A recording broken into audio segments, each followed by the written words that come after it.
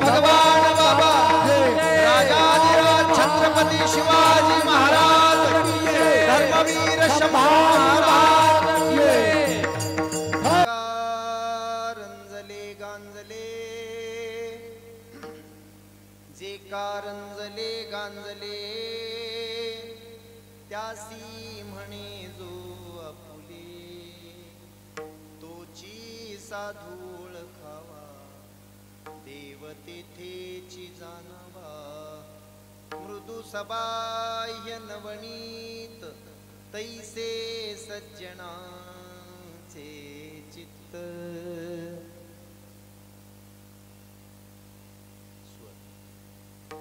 ज्यासी अपंगिता नाही त्यासी धरी जो हृदयी दया करणी जे पुत्रासी तेची दासानी दासी तोची साधूळ खावा देव तेथेची जाणावा तुका म्हणे सांगू किती तुका म्हणे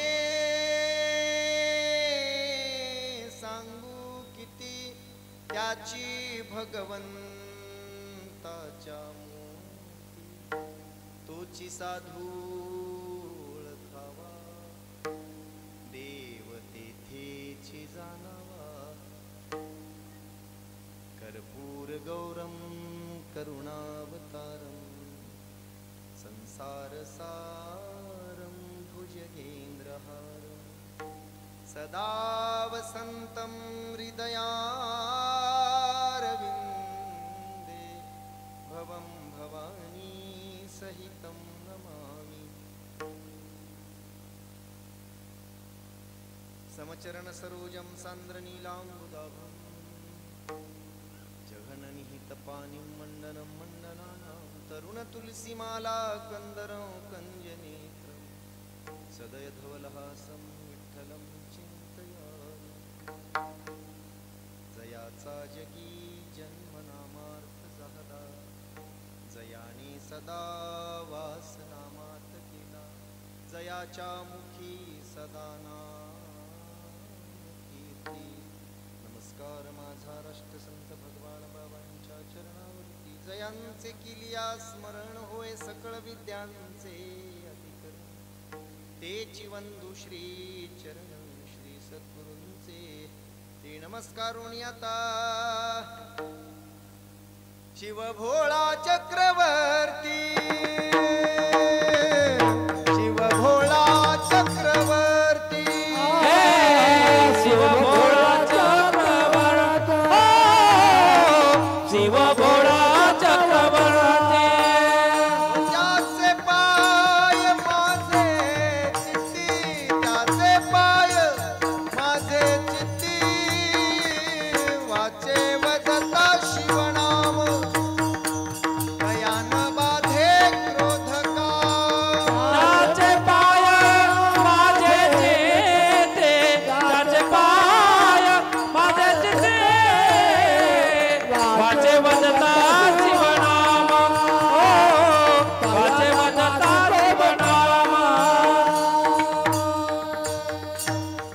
नमो ज्ञानेश्वरा निवृत्ती उदारा सोपान देवा मुक्ताबाई नमो त्रिभुवन पावनी अद्दत्रय जननी देवाची मस्तक माझा पायावरी या वारकरी संतांच्या जे कारंजले गांजले त्यासी म्हणे जो आपुले तोची साधूळ खावा देव तेथेची जाणावा प्राप्त संप्राप्त सेवा अखंड हरिनाम सप्ताहाच्या तृतीय तपपूर्तीच्या निमित्ताने आज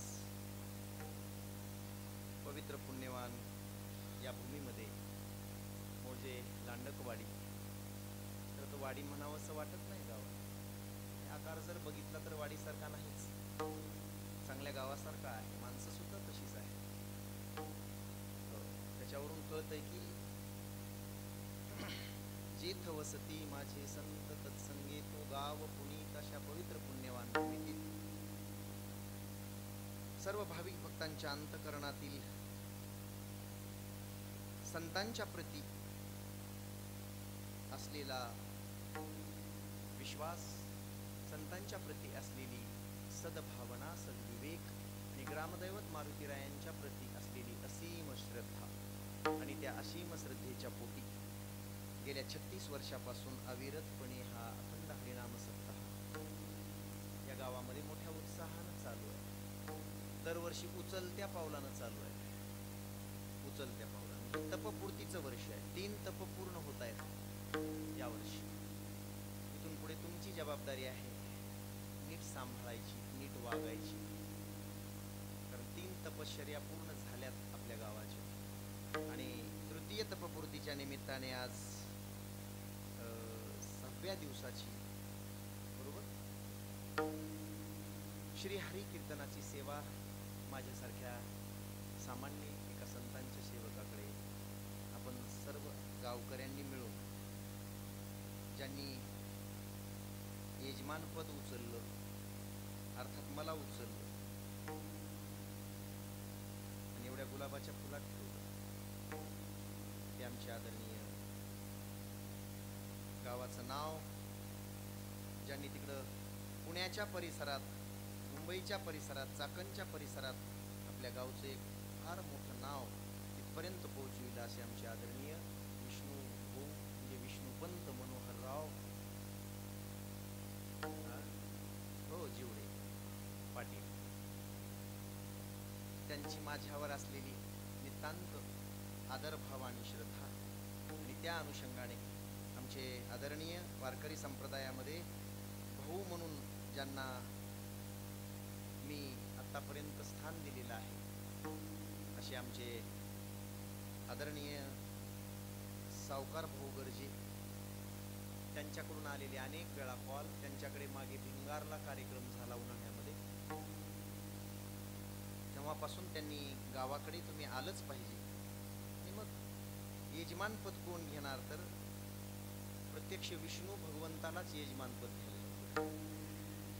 खरं तर एवढा व्यवसाय कंपनी तिकडं सोडून आपल्यासाठी 4-4 दिवस जे काढतात या गावातले, मग ते कोणीही असो, मोठ्या हुद्द्यावर आहेत, मोठ्या नोकरीवर आहेत, ज्यांना 1 घंटा वेळ नाही, ते सुद्धा इथं येऊन वारकऱ्यांची सेवा करतात आणि त्यामुळे आपल्या गावाची उंची वाढते. अशा भाविकांसाठी एकदा टाळ्या वाजवा.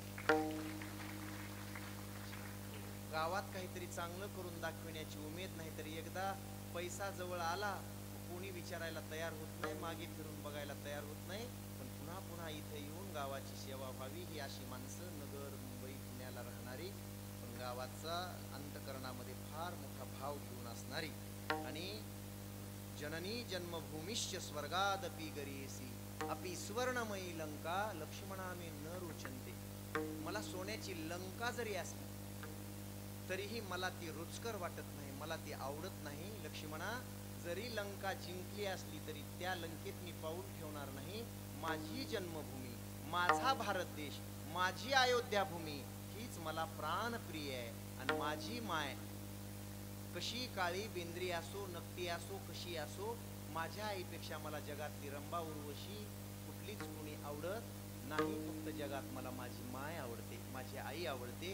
रामचंद्रांच्या आचारसंहितेवर आणि या महाराष्ट्राचं स्वराज्य ज्यांनी निर्माण केलं आईच्या एका शब्दावर, एका शब्दाला प्रमाण मानून ज्या राजानं अहोरात्र 35 वर्ष संघर्ष केला आणि 35 वर्षामध्ये राजा घोड्यावर झोपला. एक इतिहासकार म्हणतो राजा अंथरुणावर कधी 4 तास झोपलेला कोणी पाहिला नाही. 35 वर्ष ज्यांनी अविरत संघर्ष करून मुघलांना, इंग्रजांना इथून हकललं आणि हे स्वराज्य तुमच्या माझ्यासाठी निर्माण केलं. काशी की कला जाती मथुरा में मस्जिद होती, अगर एक शिवाजी राजा न होता तो आज तक हम सब की सुन्नत होती. लोक म्हणतात एक आश्चर्य आहे भारतातलं. काय आश्चर्य आहे? आग्र्याचा ताजमहल. कुणी बी आलं, कुठल्या बी देशाचा आलं, विमानतळावर मुंबईचा एक जण उतरला आणि उतरल्याबरोबर म्हणाला इस भारत देश में और महाराष्ट्र में देखने लायक क्या है, बहुत बड़ी चीज क्या है. लगेच दोघा तिघांनी जवळ येऊन सांगितलं आग्रे का ताजमहल है. क्या है ताजमहल? त्यानं विचारलं, यांनी सांगितलं ताजमहल प्यार की निशानी, ताजमहल प्यार की निशानी है. माझ्यासोबत दोघं तिघ उभे होते, असे चंद्रकोर लावलेले असे तरुण उभे होते. त्यांना राहिलंच नाही महाराज, ते समोर गेले आणि ते म्हणले ताजमहल प्यार की निशानी है तो रायगढ़ तेरे बाप की कहानी है, पहले जाके देख और फिर जा, जिधर जाना है उधर जा. असा हा महाराष्ट्र, असा हा स्वाभिमानानं घडवलेला महाराष्ट्र, माझी जाऊनच्या शब्दाने घडलेला महाराष्ट्र. त्यातले त्यात या दऱ्याखोऱ्यांना वारकरी संप्रदायात आणून या लोकांचं कल्याण करणारे या महाराष्ट्रातले, या भूमीतले संत आपण वैराग्यमूर्ती श्री संत वामन भाऊ महाराज, बहिनीनाथ गडकर आणि शांती ब्रह्मनिष्ठ क्षत्रिय ब्रह्मनिष्ठ ऐश्वर्य संपन्न श्री संत भगवान बाबा महाराज, भगवान गडकर, या दोन्ही महात्म्याच्या अनुषंगाने घडलेला हा परिसर आणि ही भूमी. आणि अशा भूमीतली तुम्ही गोड माणसं, माझ्या सगळ्या लाडक्या बहिणी, तुमच्या चरणावर मी आधी साष्टांग दंडवत करतो. कारण जाता जाता पगारीतलं काहीतरी मला मिळेल. सरकार तुमचं आहे, सरकार लाडक्या बहिणीचं आहे. आणि एका एका बहिणीची पगार बंद होत चालली आहे, यांना कळच ना. माझी भाषा कळलाले का तुम्हाला? मी जरा लातूरकडचा आहो. तुम्हाला कळलाले का मी काय बोलला लावते? का बोलला लाव की तुम्ही काय बोलला लाव की खाऊन पिऊन आलो का आलाव की का गेलाव की का? माझी भाषा जात तिकडून आलो लांबून. असो लाडक्या बहिणींनो, चार गोष्टी लक्षात ठेवा. तुमच्या नावावर अजिबात सोन्याची खरेदी करू, GST लावून पावती घेऊ नका. सोन्याची खरेदी केली 2-3 तोळे की पगार बंद. 4 व्हीलर एखादी गाडी खरेदी केली 4-5 लाखाची, पगार दुसऱ्या महिन्यात बंद. शेती किंवा प्लॉटची खरेदी 10-5 लाखाची तुमच्या नावावर केली, पगार बंद. 3 झाल्या का गोष्टी?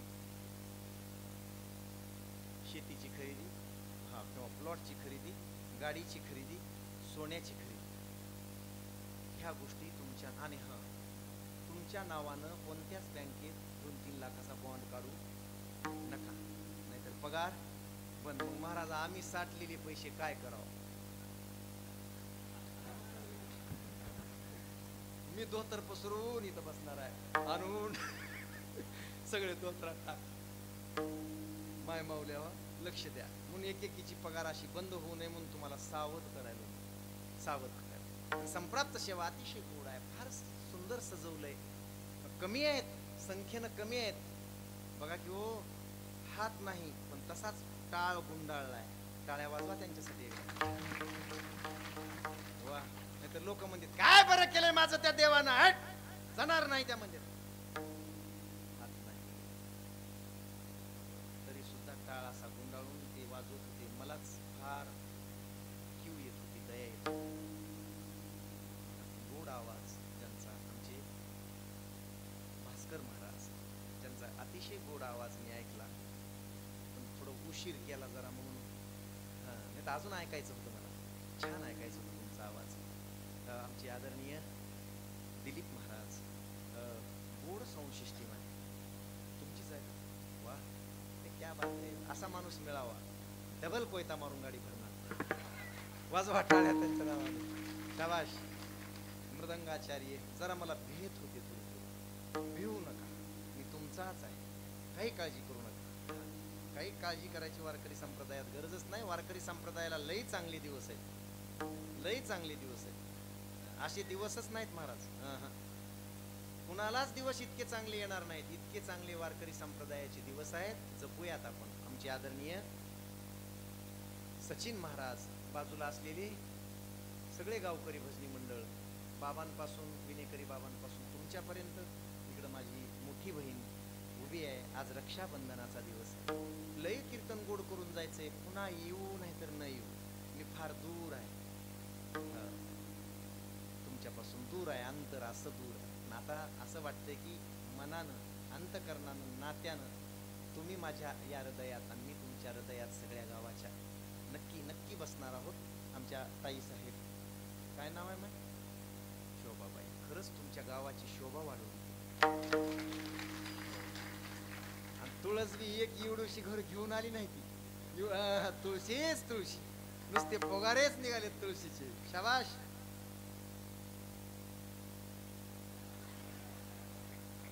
आमचे ज्ञानदेव महाराज बरोबर, ती काठी नुसती काय अशी रोखून रोखून माझ्याच पाठीत घालतो का काय, हलवी बिना त्यांना बी नाही का? मला काय माहित आहे बाबा, मला काय माहित आहे, त्यांना बी हात नाही. बरी हात नसलेले सापडले तुम्हाला, कमाल आहे बाबा.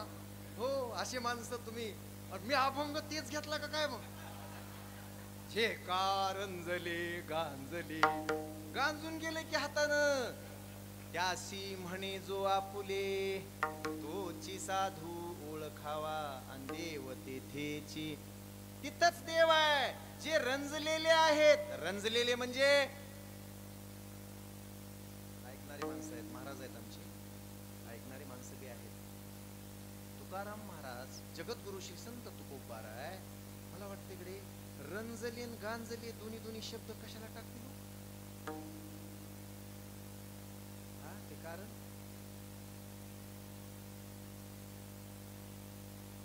येऊ लागलंय का काही डोसक्यात? रंजले गांजले असं का? रंजले म्हणजे रंगले, रंगले, रंजन करून घेतायत स्वतःच रंगलेल्या माणसांना. आणि ज्यांना कोणी नाही, ज्यांचा कोणी वाली नाही, ज्यांचा कोणी वाणी नाही, त्यांच्यासाठी गांजली. दुःखी आहेत, पीडित आहेत, कष्टाळू आहेत, कोणी विचारित नाही, सगळ्यांनी मोकललंय. ज्यांना टाकून दिलंय त्यांना सुद्धा आपलं म्हणणारी तोची साधू ओळखावा, आणि तिथंच देव जाणावा, देव तेथेची जाणावा. बर महाराज, का करता तू रंजल्या गांजल्यांचा एवढा कळवळा? त्यांना कान आपल्या हृदयाशी त्यांना का लावतात? मृदू सबाह्य नवनीत तैसे सज्जनांचे चित्त. त्यांच्या चित्तात त्यांचं चित्त लोण्यासारखं मऊ असतं. जराही ताप, जराही तप्तपणा, जराही गरमी लागली की ते पघळतं. तसं जगातल्या लोकांचं दुःख पाहिलं रे पाहिलं की ज्यांचं अंतकरण तिळ तुटतं आणि अंतकरण पाझरायला लागतं. एवढी दया त्या रंजल्या गांजल्या लोकांविषयी ज्यांच्या अंतकरणात असते. मृदू सबाह्य नवनीत, नवनीत म्हणजे लोणी. लोणी किती मऊ असतं सांगता येईल का कुणाला? माय किती मऊ असतं माय?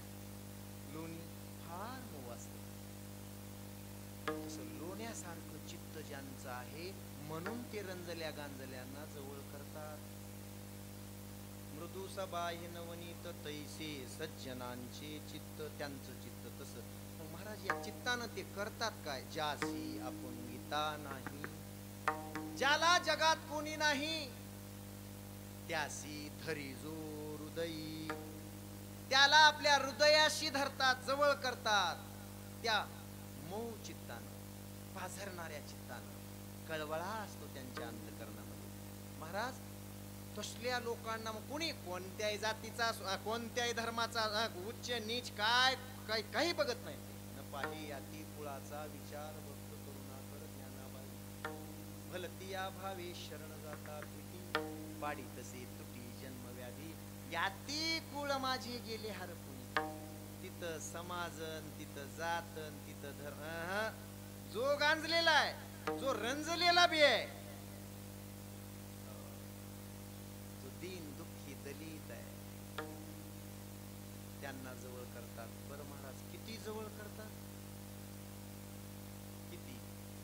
इतकं 5व्या चरणात लगेच सांगितलं. किती करतात बाबा? दया करणे जे पुत्रासी, तेची दासा आणि दासी. स्वतःच्या एकुलत्या एका लेकरावर जितकं प्रेम करतात तितकंच जगातल्या गांजल्या रंजल्या गांजल्या गोरगरिबांच्या लेकरावर तेवढंच प्रेम ते करतात स्वतःच्या लेकराईत. म्हणून तोची साधू ओळखावा, देव तेथेची जाणावा. तुकाराम महाराज म्हणतात किती सांगू आता? तुका म्हणे सांगू किती, आणि त्याची भगवंताच्या मूर्ती. ते संत तर आहेतच, पण भगवंतही तिथंच असतो. त्यांनाच भगवंत म्हणा. तेच संत आहेत आणि तेच भगवंत आहेत. तेची संत प्रमाण आहे तुकोबारायांचं. देवते संत, देवते संत निमित्त त्या प्रतिमा. निमित्त आहेत संत, तेच देव आहेत, तेच संत आहे. तोची साधू ओळखावा आणि देव तेथेची जाणावा. विठाला विठाला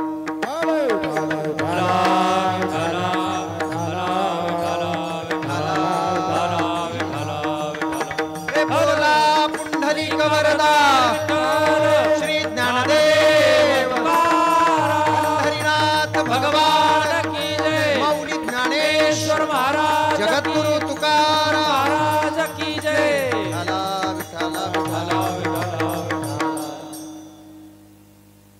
माझ्या लग्नापासूनची इच्छा आज पूर्ण झाली. माझ्या सासरवाडीतून माझ्या लग्नात सुद्धा एवढा हार इमानदारीनं नव्हता. भगवान बाबाशी पण आमच्या पंतानं ती पूर्ण केली. मी बंडो पंत, ते विष्णू पंत. पंताचं पंतालाच माहीत, संताचं संतालाच माहीत, दुसऱ्याला काय कळणार. त्यांनी माझी इच्छा पूर्ण केली. अतिशय सुंदर, किती सुंदर आहे हार. मी घेऊन जाणार, घरी नेऊन बायकोला दाखविणार. इतका सुंदर हार आहे, मी इथं ठेवून जाणार नाही, काळजी करू नका. अतिशय गोड.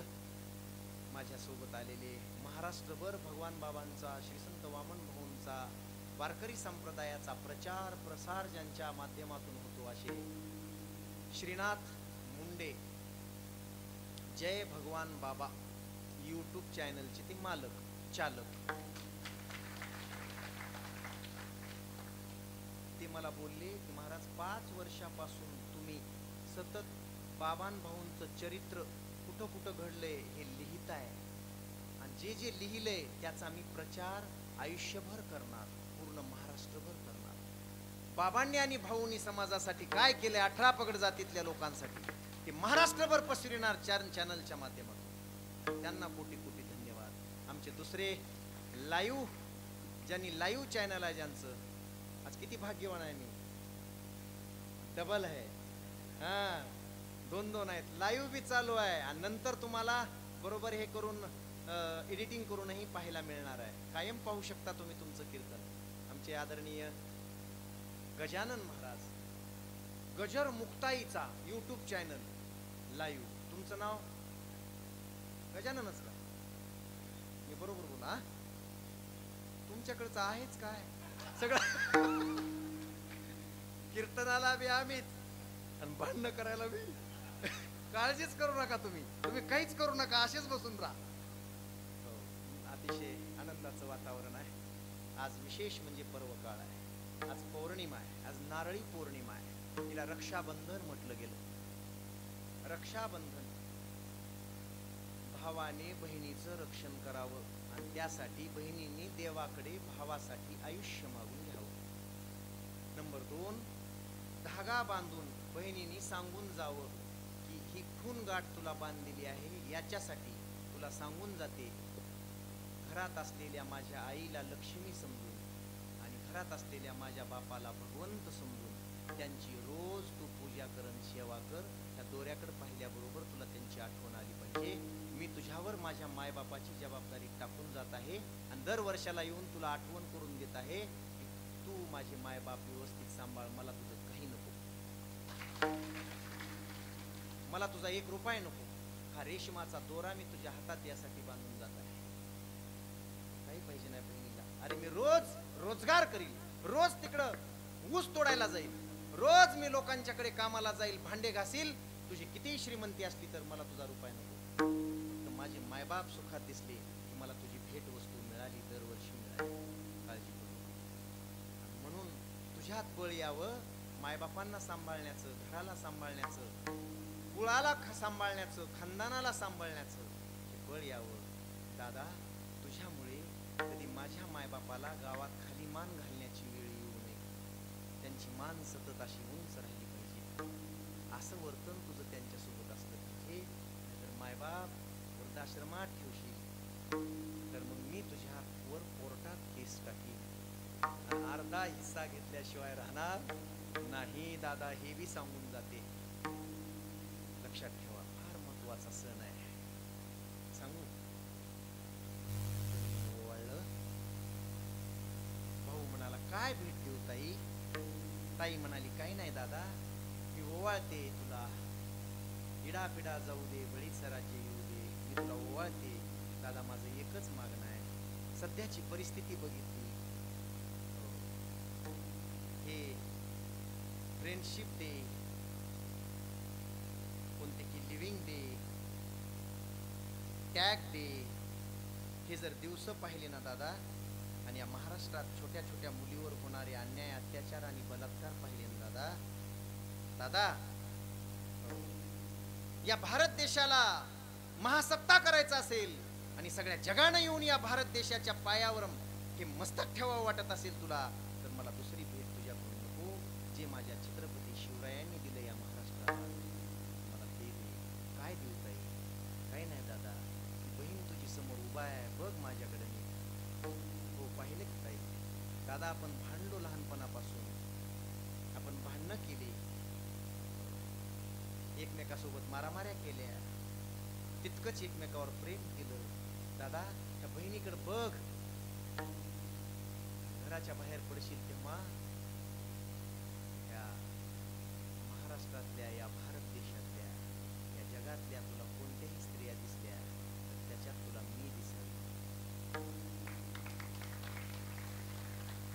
माझ्याकडे जी दृष्टी आहे तुझी, तीच दृष्टी जगातल्या सगळ्यांकडे तुझी असावी. बरं स्त्रिया सदा बहिणी माझ्या.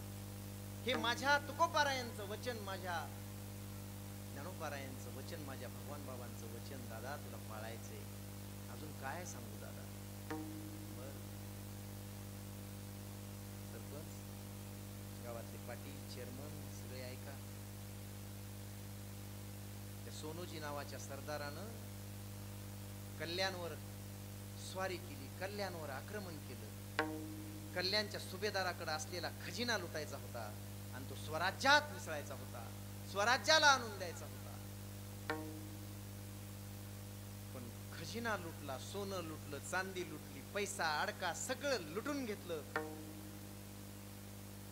त्या सोनोजी नावाच्या सरदाराला चलता चलता नजर त्याची आतल्या घरात गेली आणि त्या सुभेदाराच्या घरातली ती लावण्य खणी, अगदी देखणी रंभा उर्वशी सारखी त्या सुभेदाराची सून ज्या घरात होती तिथं नजर गेली. गेल्याबरोबर तो एकटक पाहत राहिला. माझ्या राजाला जर एवढी सुंदरी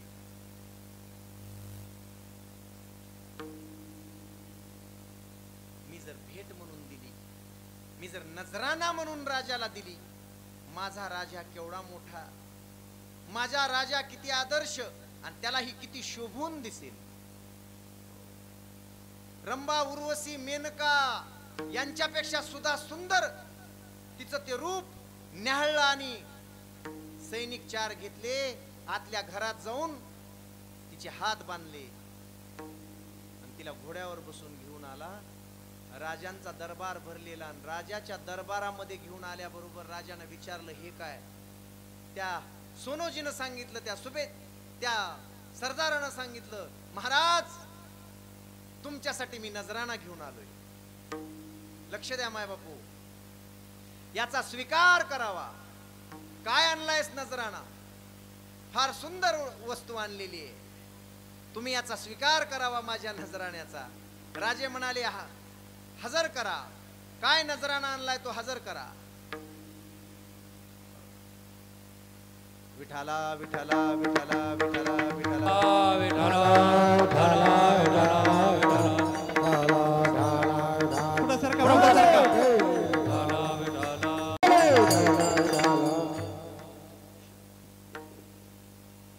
नजराना हजर करावा. आणि पलीकडे ठेवलेल्या त्या सुभेदाराच्या सुनेला धरला हाताला आणि राजाच्या समोर आणलं. आणल्याबरोबर राजा छत्रपती शिवराय म्हणाले, माझ्यासाठी ही भेट आणलीस का? माझ्या बहिणीनं लक्ष द्या, एका गोष्टीनं आयुष्य घडून जाईल. एकाच कसं वागायचं राजाकडून एकाच गोष्टीतून शिका, बाकीच्या हजारो गोष्टी आहेत. दादा समोर आणलं ते. समोर आणल्यानंतर महाराज सिंहासनावरून खाली आले. नकशिकांत पाहिलं तिच्याकडं, कटाक्ष टाकला एकदा आपल्या सरदारांकडं, सगळ्या सैनिकाकडं. तिचा चेहरा न्याहाळला. विष्णुपंतजी चेहरा न्याहाळल्याबरोबर राजानं सांगितलं, वा याला म्हणावं नजराना.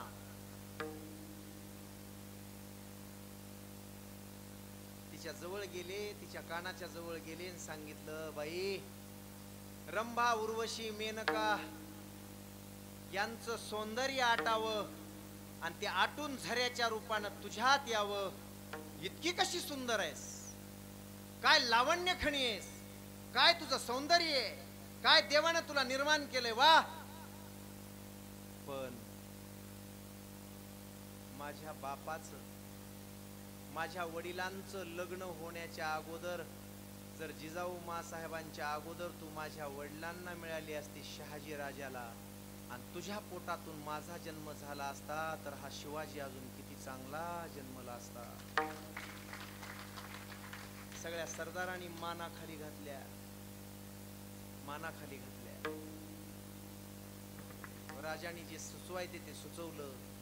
सांगितलं, सोनोजी आत्ताच्या आत्ता जा आणि सगळ्यात भारीची पैठणी घेऊन या, सजवा हिला. सोनोजी तरी म्हणाला, राजाला आवडलेलीच दिसते. राजे म्हणले, सजवून आणा, ब्युटी पार्लर मध्ये नेऊन आणा. ब्युटी पार्लर करून आणलं, ते पैठणी घातली. महागडी पैठणी तिच्या अंगावर घातली. काय रूप दिसत होतं त्या माऊलीचं. आणि राजे म्हणाले की बाई ही तुझ्या भावाकडून तुझी बोलवण आहे, ही बोलवण आहे तुझ्या भावाकडून. आज हा शिवाजी या महाराष्ट्राच्या स्वराज्याचा मालक, आज या सुंदर अशा माझं नशीब आहे, भाग्यवान आहे मी.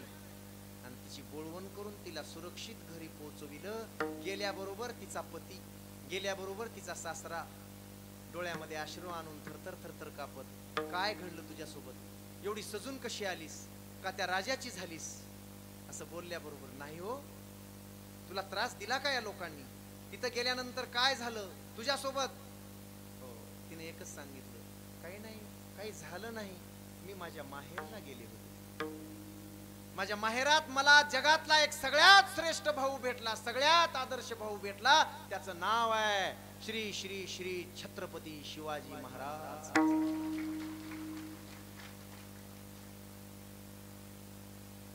माझ्या जिजाऊची पुण्याई कशी आली हो फळाला, माझ्या जिजाऊची पुण्याई कशी आली हो फळाला.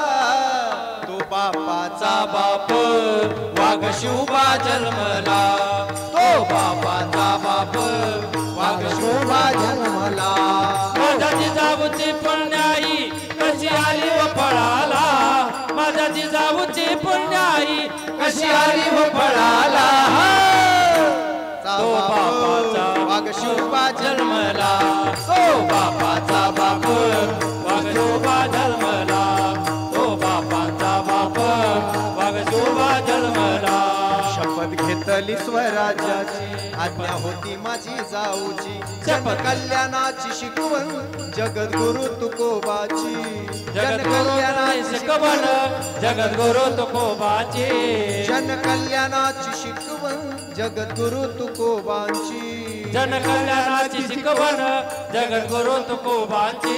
हे तोरण बांधिले त्या तोरणा गडाला, तोरण बांधिले त्या तोरणा गडाला. हो, माझा बाप वाघ शिवबा जन्मला, ओ बापाचा बाप वाघ शिवबा जन्मला, ओ बापाचा बाप वाघ शिवबा जन्मला, ओ बापाचा बाप वाघ शिवबा जन्मला, ओ बापाचा बाप वाघ शिवबा जन्मला, ओ बापाचा बाप वाघ शिवबा जन्मला, बापाचा बाप वाघ शिवबा जन्मला. फुलवाडी भूषण प्रताप पुरंदर श्री श्री श्री छत्रपती शिवाजी महाराज, शिवाजी महाराज, शिवाजी महाराज.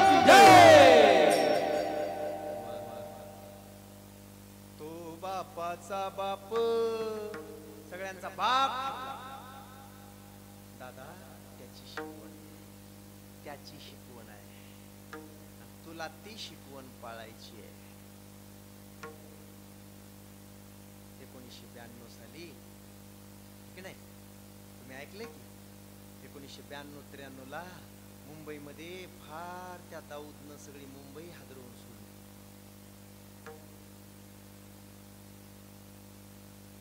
मुंबई हादरवून सोडली होती. बॉम्बस्फोटाची मालिका, हिंदूंच्या अनेक मुलीवर अत्याचार झाले, बलात्कार झाले. मग हिंदूंचे जरा उशिरा जागे झाले. काय आहे, हिंदूंचे एकदा उठले की लई लागत नाहीत. कणभर मावळ्यांनी मनभर मुघल असे सैरावैरा पळवून लावले महाराज. कणभर मावळे होते, 500 मावळे जायचे आणि 5000 फौजेला पळवून लावायचे. हा महाराष्ट्राचा स्वाभिमान आहे. सावकार भाऊ ऐका, मग हिंदूंच्या संघटनांनी उठाव केला.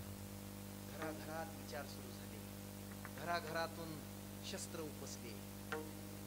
बदले को बदला, टिट फॉर टॅट. आता नाही सोडायचं, आता नाही सोडायचं. आपल्या मुलींवर अत्याचार झालेत, आपल्या बहिणींवर बलात्कार झालेत, आपणही करायची. अरे संस्कृती नाही, पण त्या पोरांनी ठरवलं, दूरची गोष्ट नाही. मग एके दिवशी मुस्लिम समाजाची एक भगिनी कॉलेजहून येता येता 4-5 तरुण तिच्या मागे लागली. हिंदूंची तलवारी आहेत जवळ आणि धावतायत तिच्या मागे. आता सोडायचं नाही. ती तरुणी पुढे पळते. पळता पळता एका गल्लीतून दुसऱ्या गल्लीत, दुसऱ्यातून तिसऱ्यात, बचाव बचाव. तरुणी दरवाजावर थाप मारते, मला वाचवा, मला वाचवा, दरवाजा उघडा. महाराज कुठून कुठं आली तिला कळलं नाही. हिंदूंच्या गल्लीत आली, जिथं तयारी चालली होती, आणि आयतीच आली. दरवाजे वाजवते. दंगे झालेले, पेटलेले दंगे, कोणी दरवाजा काढीत नाही.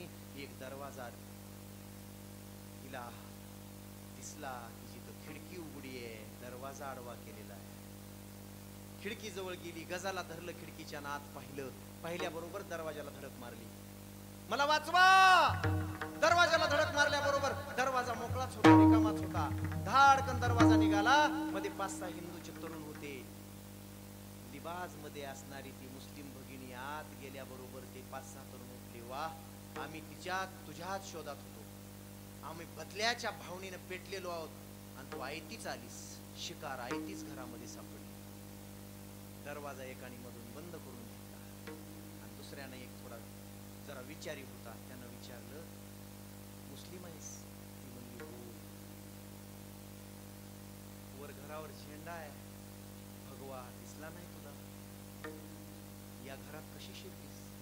ती म्हणली, काय माहित नाही मला. तिला काही सुचत नव्हतं साहेब. खिडकी रिकामी दिसली म्हणून दरवाजावर थाप मारली. ती म्हणत होती, भैया मला काय माहित आहे कुणाचं काय, माझ्या मागे 4-5 लोक, माझ्या इज्जतीचा सवाल आहे. मला वाटलं लाज रक्षण करण्यासाठी कुठंतरी यावं. अगं पण हिंदूचं घर आहे, दिसलं कसं नाही तुला? तिला एकच गोष्ट सांगितली, फार महत्वाची.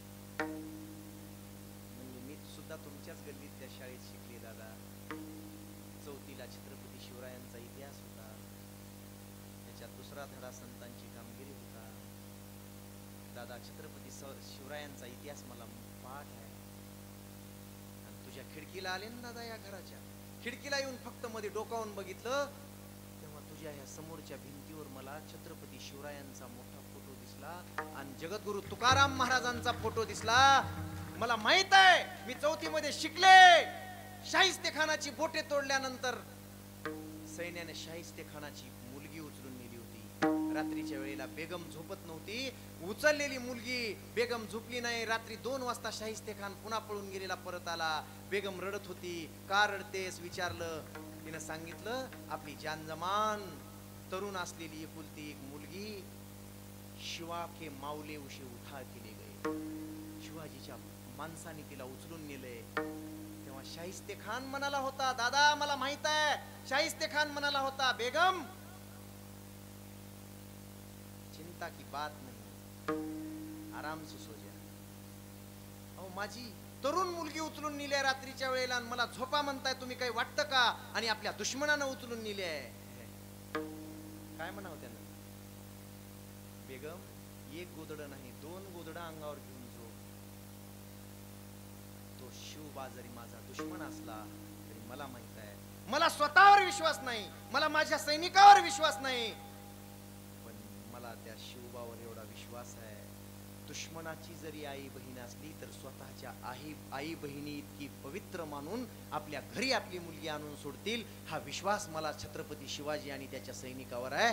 लोकांच्या दुश्मनाच्या आया बहिणीला सुद्धा स्वतःच्या आया बहिणी मानून त्यांची बोळवण करणारे हे मराठी आहेत, महाराष्ट्रातले लोक आहेत. जगद्गुरु तुकाराम महाराजांची शिकवण आहे त्यांना. काळजी करू नकोस. ती मुलगी म्हणाली, साहेब मला काही माहित नाही दादा, पण फक्त मी छत्रपती शिवरायांच्या फोटोवर विश्वास ठेवून आणि जगद्गुरु तुकाराम महाराजांच्या फोटोवर विश्वास ठेवून त्याच्या बाजूला श्रीरामचंद्रांचा फोटो दिसला. दादा मला वाटलं की इथं छत्रपती शिवरायांची माणसं राहतात, संत तुकारामांची माणसं राहतात, एवढा विचार डोक्यात आला. इथं परक्या स्त्रीची, दुश्मनाच्या लेकी बाळीची सुद्धा आबरू लुटली जाऊ शकत नाही, हा विश्वास होता म्हणून मी आले. पुढचा प्रश्न तुमचा आहे. बहीण मानायचे का माझ्या आबरूचे लक्तर तोडायचे, हा प्रश्न तुमचा. ही आपली संस्कृती आहे, ती आपण जपली पाहिजे दादा. विशेषतः माग बसलेल्या तरुणांना माझी विनंती आहे, की माग सगळे बसलेत 5-25 तरुण, त्यांना मी हात जोडून विनंती करतो. फार भयानक वातावरण झालंय. बहिणीला जाता जाता एक सांगून जातो, माझ्या बहिणींनो, माझ्या लेकींनो, छोट्या छोट्या, या गरीबाची एक गोष्ट ऐकून जा. तुमच्यामुळे तुमच्या कुळाला आणि तुमच्या मायबापाला खाली मान घालावी लागू नये, कधी कलंक लागू नये, असा विचार करून शिका. अरे जमीन विका पण शिक्षण शिका. पोरींना भरपूर शिकवा, पण पोरींना सांगायलो एक गोष्ट, पोरांनाही सांगणार आहे, तुमच्या मायबापाची मान खाली होईल. तुम्हाला कसला नवरा पाहिजे? बाबा मला 10 नवरे दाखवा, मला 10 दाखवा, त्याच्यापैकी मी एक निवडेन, त्याच्यासोबत मी बोलेन, त्याच्यासोबत चर्चा करीन, माझ्या लायकीचा दिसला तरच मी त्याच्यासोबत लग्न करील. तुम्ही मला 20 नवरे दाखवा, 20 पोरं दाखवा आणि त्याच्यासोबत मला 5 मिनिट बोलू द्या आणि त्यानंतर मी माझा पती निवडेल. मनानं काही करू नका. लय प्रमाण वाढलंय. काय आयुष्यभर मायबाप काय रुपये जमवून काय कष्ट करायलेत रे तुमच्यासाठी, लेकीसाठी, पोरासाठी, आणि तेवढं कष्ट केलेलं एकाच दिवसात तुम्ही पाण्यात घालवला. तर त्या बापाला तिथं पोलीस स्टेशन मध्ये तिथं जाऊन उभारण्याची वेळ यायली आहे. आणि तिथं ह्या पोरी म्हणाल्या, त्या नकट्या, त्या बरं का, त्या ह्या इथल्या नाही, त्या पळून जाणाऱ्या, त्या नकट्या, तिथं जाऊन नाक नाही तिला, तिथं जाऊन म्हणाली, ते म्हणाले हे तुझे आई वडील आहेत पुरी. ते PSI म्हणते, विचार कर पुरी, हे आई वडील आहेत तुझे, त्यांचं ऐकायचे तुला का त्या परक्या पुरुषाबरोबर मुलाबरोबर जायचंय? ती म्हणाले मी ह्यांना ओळखीत नाही. अगं तुझं नाक कापलं जन्म देऊन, ते मला वाटतंय ते म्हणलेलं खरंच आहे का नाही? अहो व्हायलंय हो, लय वाढलंय प्रमाण दादा. मी उगाच बोलणं आहे, रक्षाबंधन आहे म्हणून बोलायलो. जन्म देऊनी आम्ही पोराला, सुख दुःख कितीतरी साहिलय रे. जन्म देऊनी आम्ही पोराला, सुख दुःख कितीतरी साहिलय रे, साहिलय रे. लगीन झाल्यावर माई बाप सोडून पोरग वेगळं राहिलंय. अवघड वाटायलंय हो. भगवान से भी बढ़कर है माँ बाप. धरती पे रूप माँ बाप का, उस विधाता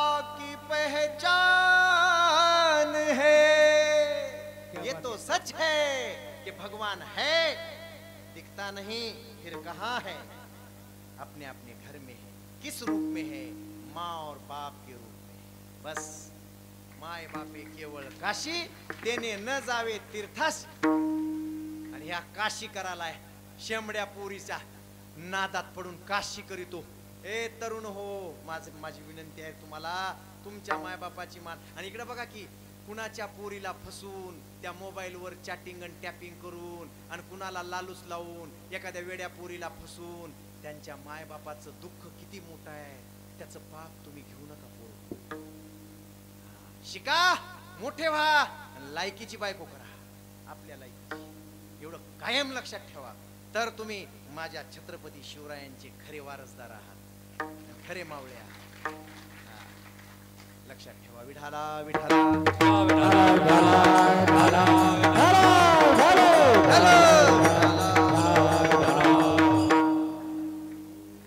इसे समझो ना,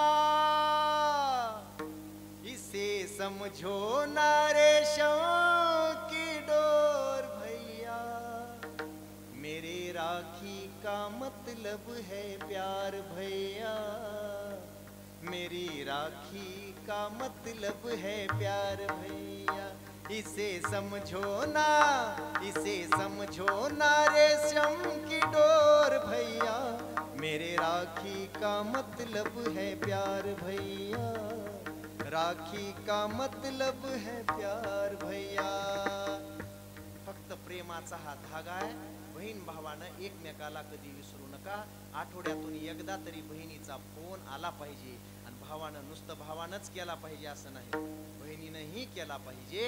बहीण फार महत्वाची आहे दादा हो। सांगत सांगत मी, माझा वेळ कमी आहे, पण खरंच एकदा त्या बहिणीच्या प्रेमामध्ये गेलो, माय माऊलीच्या, मला हे आवर बसत नाही। ते श्रीनाथ महाराज होते बघा आमचे, हे युट्यूब चॅनलवाले, नाशिकच्या कीर्तनाला, म्हणलं चला सप्तशृंगी जवळच आहे, 17 किलोमीटर जाऊ। आम्ही सप्तशृंगीला गेलो। एवढी एवढी लेख होती, एवढी मुलगी होती। चौथीला आहेस का मग? हा, तिसरीला, चौथीची होती हो। आणि ती मुलगी, तिचा भाऊ होता, तशीच वाळकुंजरी होती अशी, आणि तिचा भाऊ होता होतं 4 वर्षाचं, 5 वर्षाचं, पण 20 किलोचं। आणि तिनं ते पाठीवर घेतलंय, आणि पाठीवर घेऊन त्या सप्तशृंगी गडाच्या पायऱ्या चढाल्या। चढत आल्या 100-150 पायऱ्या, पुन्हा हात टिपून, आणि ते सगळा फ्रॉक ओला झालाय घामानं, चिंब ओली होऊन गेली। मी म्हणलं दमी मरशील की? श्रीनाथ महाराजाला म्हणलं, वागा माझ्या वागा, तू पहिलवान आहेस म्हणलं, त्या लेकराला घेर, ते लिकरू मरल र, ती पोरगी मरल र, ती कुणाचं लिकरू आहे की घेऊन पाठीवर चढायलीवर।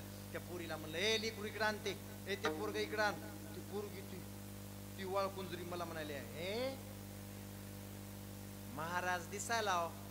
मी म्हणलं हो, मग काय पोतराज आहे का? महाराजच आहे की। मग काय कळतंय का तुम्हाला? ती हो। मी म्हणलं काय झालं, मला काय कळत नाही। अगं लिकरू दे ग मायन, पुन्हा बोल ग, आधी दे त्या श्रीनाथ बाबा जवळ। ती म्हणली हात अशी धरली त्या लेकराची नाही, आणि पुन्हा महाराज तुम्हाला कळत कसं नाही? मी म्हणलं अगं किती ओझ झाले, जीप कोरडी पडली तुझी, नरड कोरड पडले तुझं, माय चक्कर येऊन पडशील की। केवढं मोठं ओझ घेऊन चालायलीस, किती मोठं ओझ झालंय बाई तुला? ती म्हणली भावाचं कुठं ओझ होत असतं, भावाचं कधी ओझ होतंय बहिणीला? कधीच नाही, कधीच नाही। पण ह्या यायल्यात की चाड बुटल्या मध्ये, ते लगन, भावाचं लगन लागलं की सुरूच झालं। लोकाच्या बहीण भावाला तोडताव, लोकाचे मायबाप तोडताव, कसं बरं होईल? तुम्हाला बी मायबाप आहेत, तुम्हाला बी भाऊ आहे की, आणि लोकाचं जोडा म्हणजे तुमच्या भावाचं मायबापाचं जोडून राहील, आणि तुमच्या भाऊजाईचं। लक्षात ठेवा जरा। जगी जीवनाचे सार घ्यावे जाणून सत्वर, जैसे ज्याचे कर्म तैसे फळ देतो रे ईश्वर, जैसे ज्याचे कर्म तैसे फळ देतो रे ईश्वर। क्षणिक सुखासाठी आपुल्या होतो कुणी नीती भ्रष्ट, कुणी त्यागी जीवन आपुले दुःख जगी करण्या नष्ट सोड सोड माया सारी सोड सोड माया सारी आत्मा भोगितो नंतर जैसे ज्याचे कर्म तैसे फळ देतो रे ईश्वर जैसे ज्याचे कर्म तैसे फळ देतो रे ईश्वर 100% व्याजासहित परत मिळतंय असं करायचंय मोठ्या बहिणीला विचार व्याजासहित परत मिळणार हे शब्द आहेत हे भगवान बाबांच्या गादीवर उभारून सांगायलो परत मिळणार म्हणजे मिळणार तुमची परतफेड याच जन्मात होणार पुढच्या नाही इथंच होणार तुझं काय सांगून बसलाय आणि ही शिकवण आहे कुणाची बाबा कोणची ही शिकवण आहे जगद्गुरु तुकोबारायांची माझ्या ज्ञानोबारायांची का एवढं तळतळून का बोललो मी नाही बोललो ते त्यांनी सांगितलंय म्हणून बोललो गरज आहे या गोष्टीची माय बापू जीवनामध्ये दोन गोष्टी कधी विसरू नका दोन गोष्टी कधी लक्षात ठेवू नका लवकर आहे ज्या ईश्वरानं मायबापा करवी हा नरदेह दिला इतका सुंदर त्या ईश्वराचं नाम चिंतन कधीच विसरू नका काहीही झालं तरी देवाचं नाव घ्यायला विसरू नका रोज ज्यानं ज्यानं आपल्यावर उपकार केलेत निवडणुकीत एका मताला 10-10 हजार दिलेत त्याला कधी विसरू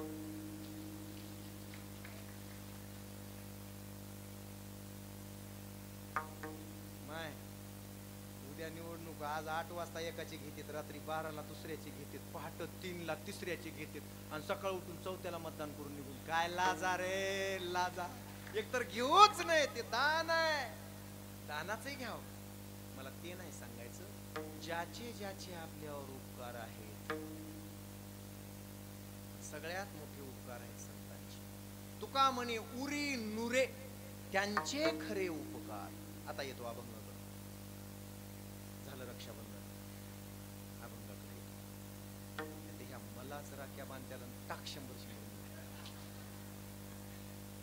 काय सांगतो माझ्या बहिणी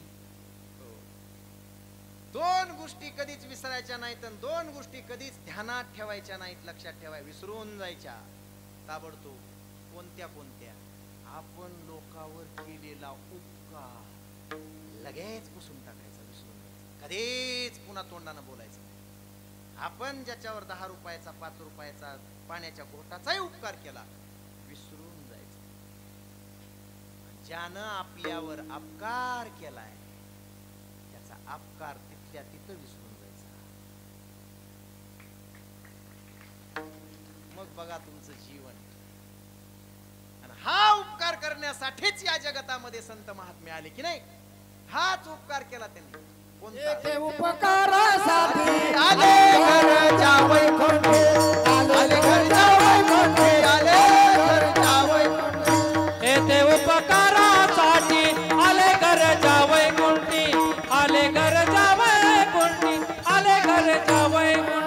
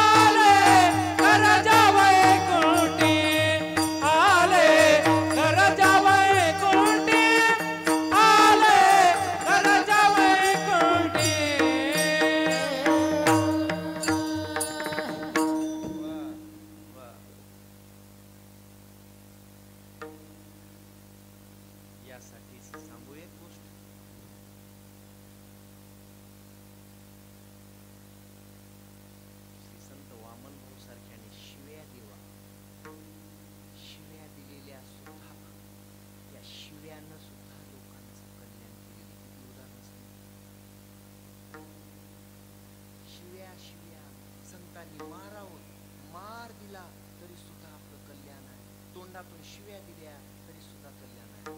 बोलू घाव बसावा,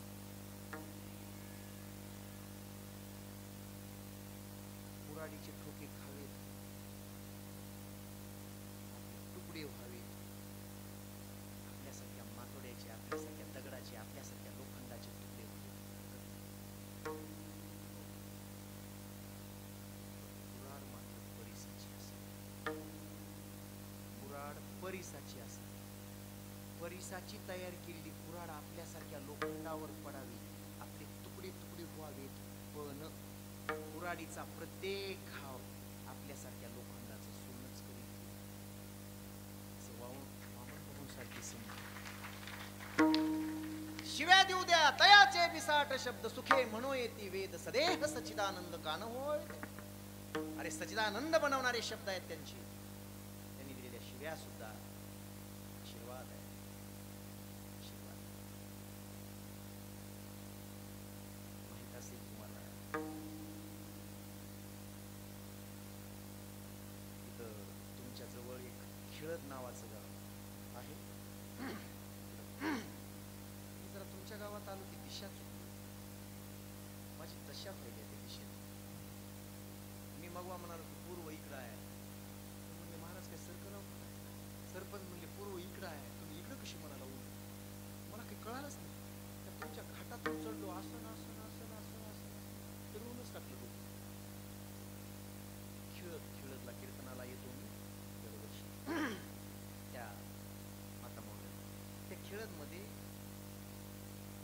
माझे वामन महाराज भिक्षाटनासाठी यायचे, इथे यायचे परिसरामध्ये. त्या खिळदला आले, पण योगायोगानं तो दिवस होता जरा शिमग्याच्या दुसऱ्या दिवशी, रंगपंचमी असते का तुमच्याकडे? रंग उडवायचे, एकमेकाच्या अंगावर रंग लावायचे है ना, रंगपंचमी. तिला काय म्हणते महाराज? दुर्वळ. दुर्वळ हे कसं पटकन आलं? त्याच्यापेक्षा एक आमच्याकडे शब्द आहे कर. कर काही लोक म्हणतात कर आहे र कर. भाऊ आले, गावात प्रवेश झाला भाऊंचा. अर्ध्याच्या वर लोक असे झुंगत होते रस्त्यावर. लोक म्हणले यार भाऊ आले, भाऊ आले. कोण भाऊ? आता ते नाही का ते आमचे गुरुजी सांगायचे, गुरुजी म्हणायचे राजा अंबारीवर बसून चाललाय, मोठा राजा. तिकडून एक आलं पावशेरी पिऊन 90. त्याला म्हणाले राजा उतर उतर. राजा म्हणला अरे बस रे उग बस की जाय रे उग दीडदमडीची पिऊन नको माझ्या नातीला. ते म्हणाले तुला विकत नाही. राजा म्हणला मी अंबारीवर, तुझ्या अंबारी सहित विकत. बोल काय किंमत आहे? राजा म्हणला उचला रे फेका तिकडे नेऊन मध्ये त्या जेल मध्ये टाका रे. म्हणले मध्ये बंदीवासात टाकलं. सकाळी राजा आला, ते असं गजाला धरून उभारलं होतं जेल मध्ये. त्याला राजा म्हणला हा आता बोल बरं, मी किंमत सांगाय आलोय म्हणला तुला, माझ्या अंबारीची, माझ्या राज्याची. मी सगळी तुला विकत द्यायला आलोय म्हणला. बोल बरं किती पैसा आहे तुझ्याजवळ, केवढ्याला घेणार आहेस? ते म्हणाले राजा रात्री मी बोलत नव्हतो, ती बोलत होती.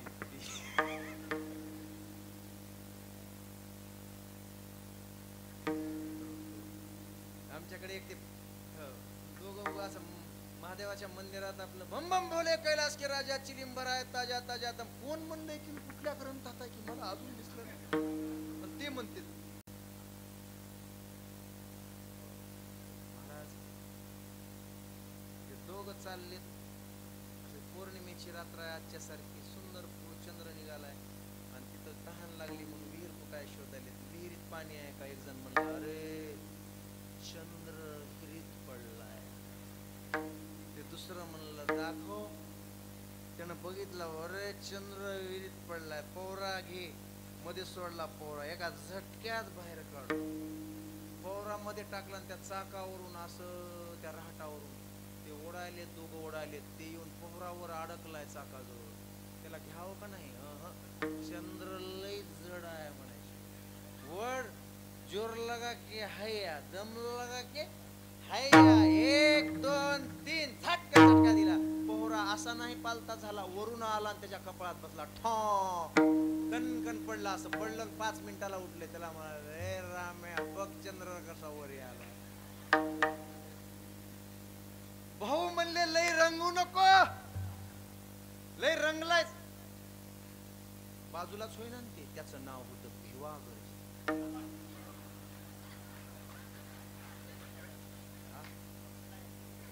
इथला नाही रे, इथला नाही.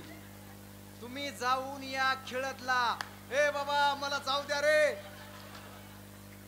तुम्ही ही सत्य कथा ऐका. त्याच्या चुलत भावाने मला सांगितली. त्यांच्याकडेच माझी व्यवस्था होती भोजनाची. ए बाबा, कीर्तनातल्या भोजनाची व्यवस्था होती. आता कीर्तन झालंय मागच्या फेब्रुवारी महिन्यामध्ये.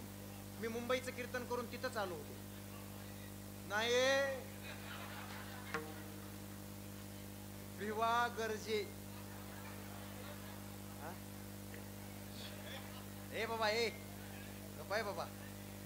नाही हे बघा, मी चरित्र सुद्धा लिहितोय भाऊंचं. त्याच्यात सुद्धा मी लिहिले खिळद. खिळद तुमच्या गावचं तिथं सांगल मग. सगळे माझी माणसं आहेत. चला चला, सत्य घडलेली कथा आहे, सत्य घडलेली घटना आहे. मला अभंगात प्रवेश करायचा आहे. लक्ष द्या बाबा. ते रंग होते, त्यानं रंग कालवलेला होता. डबड्यात घेऊन रंग लोकांच्या अंगावर टाकाले. चलता येईना नीट. भाऊ आले, पांढरे शुभ्र कपडे दिसले महाराज लोकांचे. पांढरे शुभ्र कपडे दिसले. भाऊच्या पाठीमागून जाऊन त्यानं ती पिचकारी मारली. भाऊ म्हणजे जळजळीत वैरागी. तोंडातून शब्द. भाऊला लोक भीत होते. 50 फुटावरूनच लोक अशी करायची. माता मावल्या तर 100 फुटावरून दंडवत घालायच्या. तिकडच नगर आग्नीचं घर होत ते. टाकलेला शब्द वाया जात नव्हता. ते म्हणले, अरे म्हणले बसर महाराज बिराज ते वारकरी कळतंय का नाही तुला? कर असते म्हणजे काय, तुला माणसं कळत नाहीत का? ते बाकीचे लोक तुमच्यासारखी माणसं घाबरली की आता काय तोंडा 4-5 लोक होते. ते म्हणजे भाऊ लावले, माल लावला, जरा धुळजड झाले, जाऊया जाऊया चला चला. म्हणजे कळत नाही का त्याला? बरं कळत नाही का? शिळीच्या लेंड्या आणा म्हणजे एवढं. त्याला म्हणावं नुकती आहे खाय. त्यानं जर खाल्ल्या तर मग त्याला काही कळत नाही. टाकू सारखून लोक सत्करे बाबा. ते पुन्हा आलं की आता काय बाबा ती होती मध्ये. ते पुन्हा आलं की त्यानं पुन्हा रंग टाकला. बस रे, 2दा झालंय. गप्प बस, मला भिक्षाटन करू दे बस. ते 3दा पुढे आला. असं करूनच आलं की भाऊच्या तोंडातून शब्द निघाला, पुढची धुळवड तुझ्या नशिबात नाही. तिथून पुढे फक्त 6 महिने वाचले. 7व्या महिन्यात राम नाम सत्य. लय रंगलास का? तू वाचून उपयोग नाही तुझा जगून. जर दारू पिण्यातच जिंदगी घालायची असेल तर त्यानं आताच मरावं. ज्याला भजन करायचं नाही, ज्याला माळ घालायची नाही, ज्याला सप्ताह करायचा नाही, ज्याला अन्नदान करायचं नाही, माझे गुरुवारी म्हणायचे, त्यानं लवकर मरावं. पुढचे पाप वाढायचे बंद होते. पुढचे तरी पाप वाढणार नाहीत. तर असाच पाप करीत जाशील, पापाच्या राशीच्या राशी होऊन जातील. त्याच्यापेक्षा पाप करण्यापेक्षा आताच मर, पुढचे पाप तरी वाचतील. रंगलेल्या रंगायचंच असेल तुला तर बाबा रंग दे चुनरिया, रंग दे चुनरिया, रंग दे चुनरिया, रंग दे रंग दे रंग दे रंग दे रंग दे चुनरिया. ओ श्याम पिया मुरी रंग दे चुनरिया. ऐसी रंग दे के रंग नाही छूटे, धोबिया धोए चाहे ये सारी उमरिया. ओ श्याम पिया मोरी रंग दे चुनरिया, रंग दे चुनरिया हो, रंग दे चुनरिया, रंग दे चुनरिया, रंग दे चुनरिया। हे श्याम पिया मोरी रंग दे. अरे रंगायचा असेल तर त्या परमात्म्याच्या नामात रंग. त्याच्यात काय रंगतोयस? रंगी रंगे रे श्री रंगे, काय फुलराची पतंगे, काय फुलराची पतंगे, काय फुलराची पतंगे हो रंगी रंगे रे श्री रंगे, काय फुलराचे पतंगे, काय फुलराचे पतंगे, काय फुलराचे रंगी रंगे श्री रंगे, काय फुलराची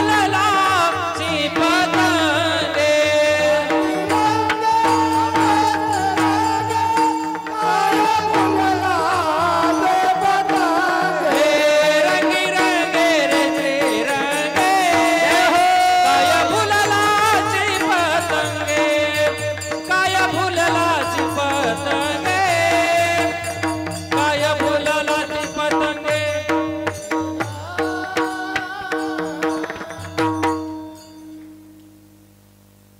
11 बज गए. 2 मिनिटं घेतो. टाइम कीर्तनाचा संपला. हा? किती गोड माणसं आहेत तुम्ही. चांगल्याच्या संगतीत टाइम गेलेला कळत नाही, तोच चांगला. वारीमध्ये टाइम गेलेला कळत नाही, वार सुद्धा लक्षात राहत नाही, म्हणून जगात भारी पंढरीची वारी. ज्यांची जयंती करताना माणसाचं देहभान हरवतं, 19 फेब्रुवारी जगात भारी. हा. आपण याच्यावर ओळखून घ्यायचं. कुणाच्या मी ओळखलं बाबा, किती छान माणसं आहे, किती सुंदर सात्विक माणसं आहे. ज्यांच्या संगतीत आलो कधी माझे 2 तास निघून गेले. अजून एवढं बी जिरलं नाही साहेब. हे कॉन्ट्रॅक्टर साहेब, विष्णू पण खरंच जिरलं नाही एवढं. मला जिरवावं वाटत होतं. चांगली माणसं आहेत, चांगली भूमी आहे बाबा. जपा जपा. भगवान बाबांचे शेवटचे शब्द माहित आहेत? टांग्यावर उभं 450 पेजेस झालंय माझं लिहून. छापून येईल तुमच्याकडे थोड्या दिवसात. वेळ लागेल आता. बाबांचे शब्द पूर्ण लिहिण्याचा प्रयत्न करतो. शेवटचे शब्द माहित आहेत? माझ्यावर प्रेम करणाऱ्या माणसांनो, 57 वर्षाचा संघर्ष करून या भगवान बुवानं गाव ना गाव पिंजून काढले. हातपायात लटलट लटलट कापत होते. रुबी हॉलच्या दवाखान्यात भक्तांच्या अट्टहासापायी भगवान बाबाला नेलं जात होतं. टांग्यात भगवान बाबा बसले गडावर, भगवान गडावर. 1965. एका हातानं टांग्याला धरल्यावर एका हातानं असा हात करून बाबा म्हणत होते, 57 वर्षामध्ये खूप काही सहन केलं. माणसं हो, तुमचं कल्याण व्हायचं असेल, भगवान बुवा त्या रुबीच्या दवाखान्यातून पुण्याच्या शरीरानं परत येईल, नाही तर भगवान बुवा नाही. भगवान बुवा शरीरानं गेला म्हणून समाज मरत नाही. माझ्या बाबांनो, माझ्या बाळांनो, लक्ष द्या. भगवान बुवानी 57 वर्षात कमवलेला आणि पेरलेला विचार घेऊन चलाल तर तुमचं कल्याण होईल. 18 पगड जातीतल्या समाजाला शेवटची शिकवण होती माझ्या बाबांची. आणि एकमेकाच्या पायात पाय घालून जर चालाल तर सगळेच आपटल्याशिवाय राहणार नाही, तुमची प्रगती कधीच होणार नाही. माझे शब्द एवढे फक्त लक्षात ठेवा. शिक्षणाशिवाय तुमचा उद्धार नाही. शिक्षण हे वाघिणीचंच दूध आहे. शिक्षणानेच तुमची प्रगती होईल, तुम्हाला माणूस म्हणून जगण्याचा अधिकार प्राप्त होईल. पवित्र तुळशीची माळ घाला. मी तुळशीची क्रांती केली, मी पशुहत्या बंदीची क्रांती केली. माझं ऐका. मग सगळ्यांना विनंती करतो, शेवटचे शब्द ठेवून बाबा गेले. भगवान बाबांचा विचार आजही आम्ही ऐकलाय. त्याची फलश्रुती आम्हाला विचारा. मी अनेक गावामध्ये गेलो आणि तिथं लोकांनी सांगितलं की महाराज इथं भगवान बाबा बसायचे, भगवान बाबा ज्या घरी बसायचे त्यांना सोन्याचे दिवस आले. भगवान बाबाचे पावलं ज्या घराला लागले ते घरं आज कोट्याधीशाची घरं आहेत, 3-3 मजल्याची घरं आहेत. नुसते पावलं म्हणायचे ना वामन भाऊ, ए किसन्या, किसनराव म्हणायचा, भाऊ बसाव ग भाऊ, तुमच्याजवळ 25 रुपये 30 रुपये साचत नाही तुमच्या पायावर. बघा भगवान बाबा ते आल्याबरोबर गुडघे इतका ठीक लागतंय. अरे किसन्या, ते भग्या लक्ष्मीकांत ते जिथं बी बसल तिथं पैशाचे ढिग लागते. त्याच्या हातावर पायावर धनरेषा आहे आणि लक्ष्मी त्याच्या पायाजवळ नांदते. जिथं जिथं बाबा बसले तिथं तिथं लक्ष्मी नांदते. आज सुद्धा जो जो बाबांचा विचार घेऊन चले त्याला जीवनात कधी काही कमी पडत नाही.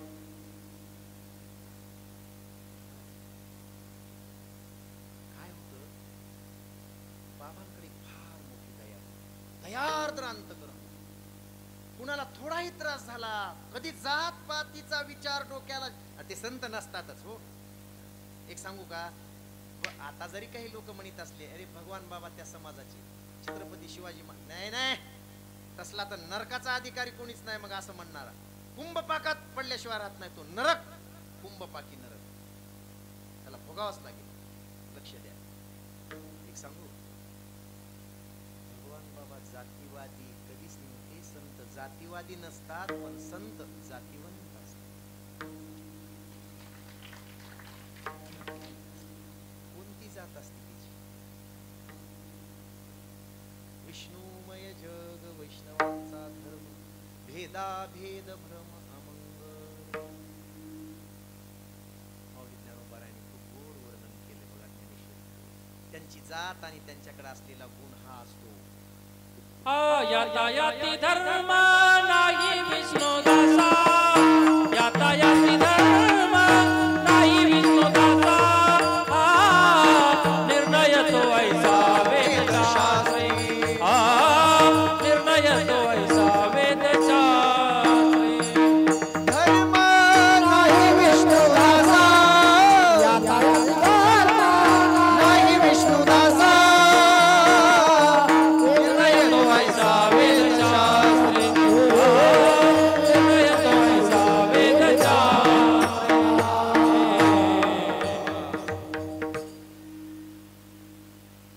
छत्रपती शिवराय आले की आशीर्वाद द्यायला पाऊस एकदा येऊन गेला.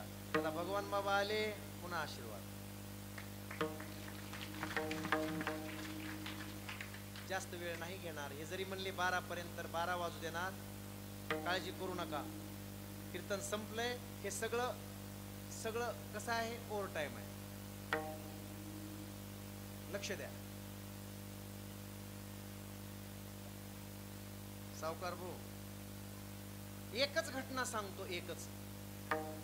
काय आहे, माऊली ज्ञानोबाराय बोलतात, संतांची जात आणि संतांचं अंतकरण ते असतं, म्हणून त्या अंतकरणावरून त्याची जात ठरली जाते, त्याचा धर्म ठरला जातो. आणि तो धर्म आहे या संतांचा कोणता?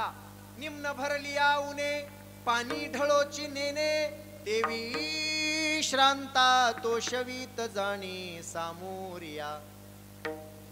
समोरचा जर आता समजा पाऊस पडलाय, पाणी वाहत चाललंय, रस्त्यात खड्डा आला, पाणी म्हणतंय आहे का नाही, आता एक खड्डा आलाय, इतका खोल आहे, मी याला भरीत बसणार नाही, उडी मारून जातो.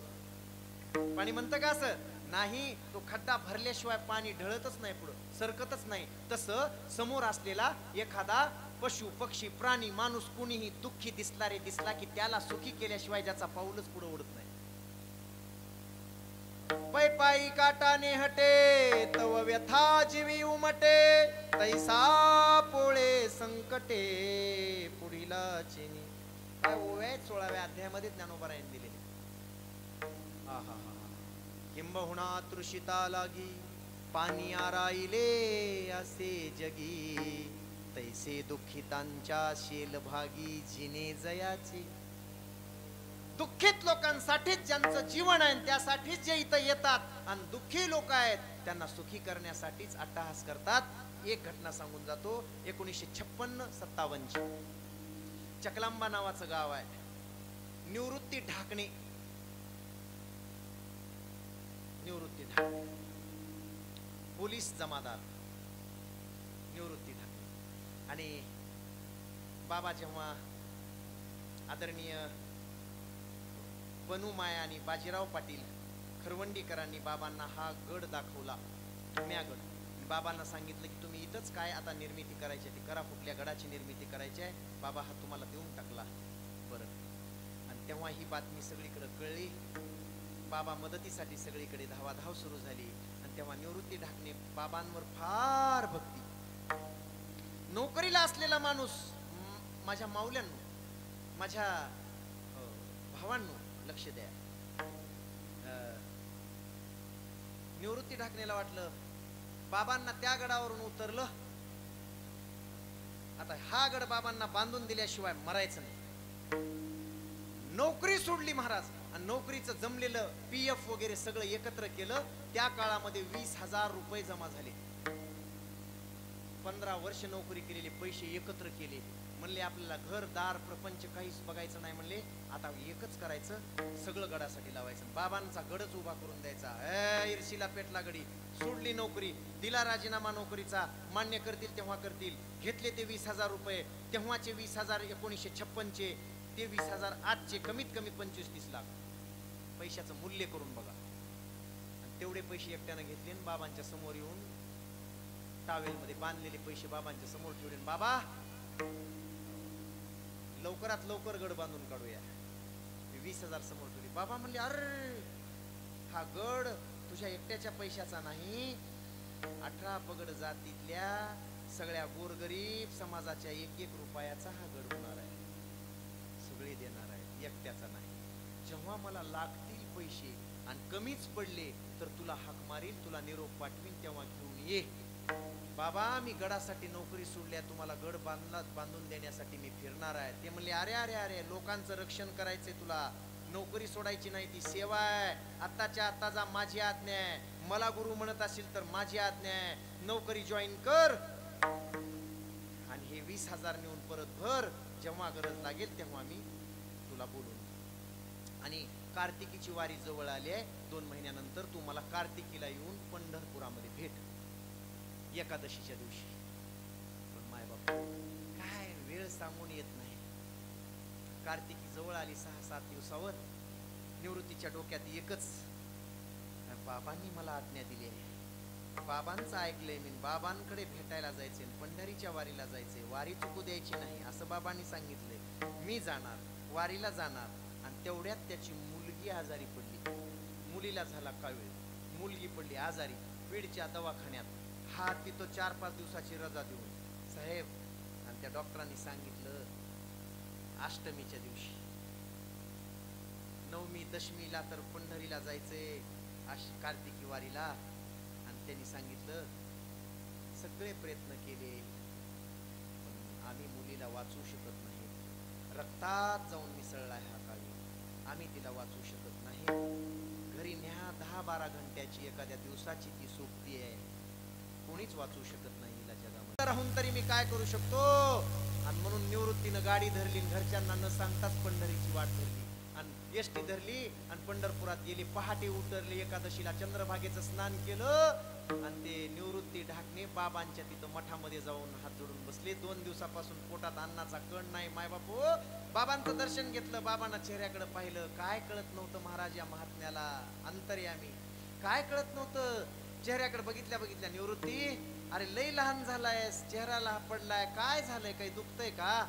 नाही बाबा, काय सांगू बाबा मी तुम्हाला, माझं दुखणं एवढंच काही नाही, 4 घास खाऊन घे, सगळं चांगलं होईल, काळजी करू नकोस. आलायस पांडुरंगरायाच्या दरबारामध्ये, आता तू चिंता करायची गरज नाही, काळजी करू नकोस, 4 घास खा. घास जात नव्हते, पाण्याबरोबर मध्ये लोटले महाराज. आणि निवृत्ती तसा बसलेला एका भिंतीला टिकून पाहिला. सारखा विचार होता पंढरीत, पण दिसत होती मुलगी, विचार होता घरचा. बाबांचा शब्द पाळला, आता निघावं एकादशीलाच परत.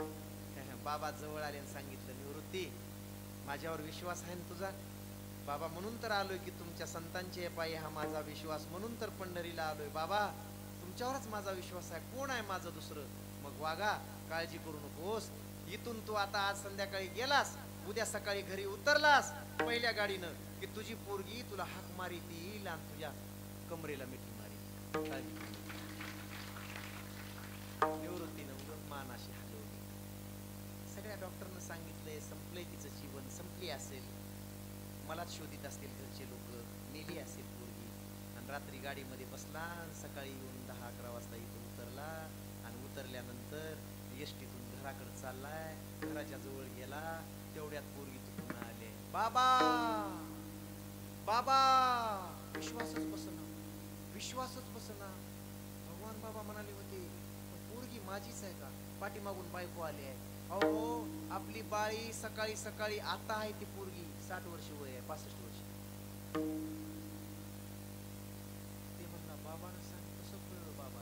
कसा सांगितला शब्द बाबा? अरे गांजलो होतो मी दुःखी होतो, मी कष्टी होतो, मला काही सुचत नव्हतं. गुरूंचा शब्द पाळावून गेलो होतो, पण कसं कळलं माझ्या भगवान बाबांना. आणि भगवान बाबांनी सांगितलेला शब्द खरा झाला. माझ्या पोरीने येऊन मला खरंच मिठी मारली, तिचे मटामट मोके घेऊ लागला पोरीचे आणि कवटाळून धरू लागला.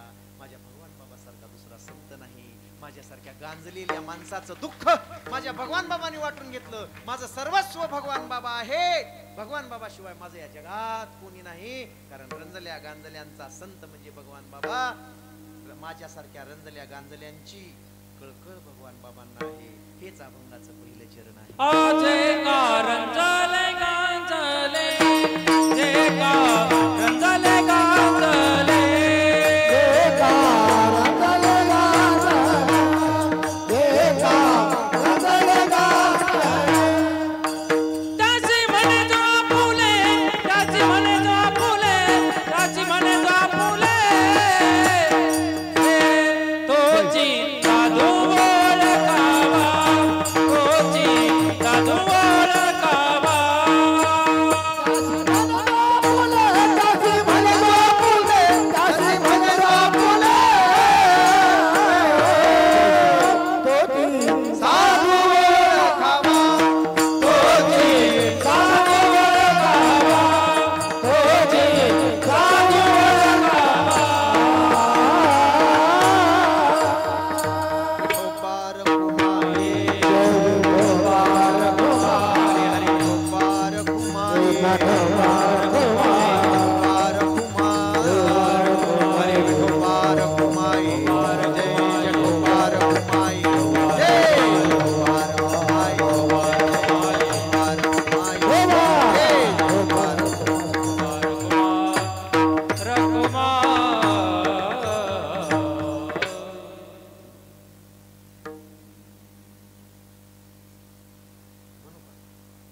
भगवान बाबा तुमची कृपा हो अपरंपार. बाबा तुम्हारी कृपा है अपरंपार. नाम लिया बाबा, नाम लिया जिसने भी तुम्हारा, हो गया भव से पार. भगवान बाबा तुम्हारी कृपा है अपरंपार. मोह अज्ञान में फंसे थे सारे, फिरते थे हम मारे मारे. कृपा तुम्हारी हो गई बाबा, किया दुखों से हमें भी पार. बाबा तुम्हारी कृपा है अपरंपार. आस यही एक पूरी कर दो, जीवन खुशियों से तुम भर दो. कृपा तुम्हारी हम पर कर दो, करो हम सबका उद्धार. भगवान बाबा तुम्हारी कृपा हो अपरंपार. बाबा तुम्हारी कृपा हो अपरंपार. आता अशी करायला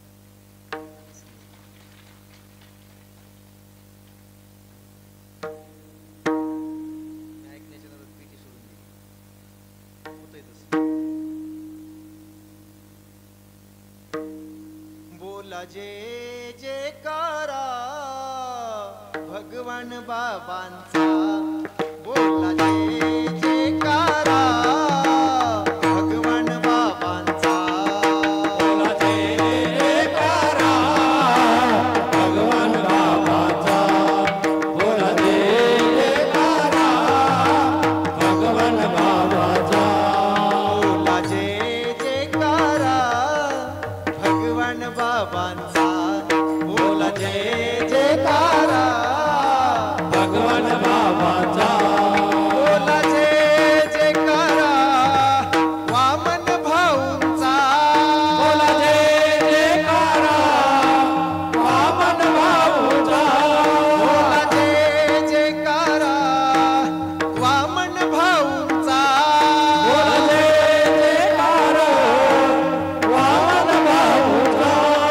बोला जय जयकारा भगवान बाबांचा, बोला जय जयकारा भगवान बाबांचा, जय जयकारा भगवान बाबाचा, बोला जय जयकारा वामन भाऊचा, बोला जय जयकारा भगवान बाबांचा, बोला जय जयकारा भगवान बाबाचा, बोला जय जयकारा वामन भाऊंचा, बोला जय जयकारा वामन भाऊचा, बोला जय जयकारा वामन भाऊंचा, बोला जय जयकारा वामन भाऊचा, बोला जय जयकारा भगवान बाबांचा, बोला जय जयकारा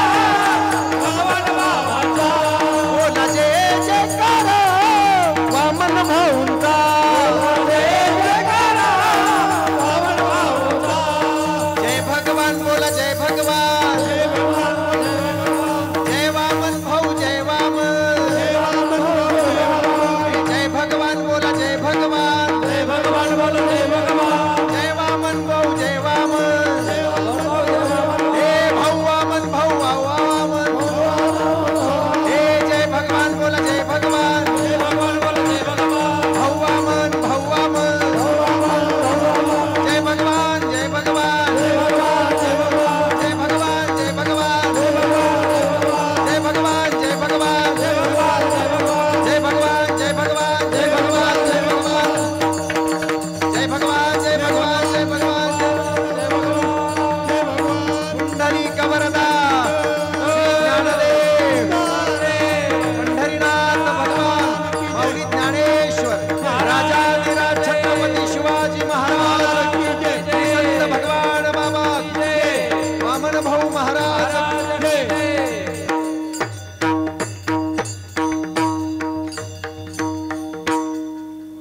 जे का रंजले रंजले वामन भाऊंसाठी सांगितलं हा. लय रंगलेली लोक असते तिला नीट करायला असं हा, लय लय लय छान छान गोष्टी आहेत माझ्याकडे त्यांच्या चरित्रातल्या. वा असो. आणि जे असे गांजलेले आहेत त्यांसाठी भगवान बाबा. रंजले आणि गांजले त्यासी म्हणे जो आपुले, तोची साधू ओळखावा देव तेथेची जाणा. बरोबर. त्यांचं चित्त ज्ञानोबाराय सांगतात त्या आकाराचं, त्या अशा संत महात्म्यांचं चित्त असतं.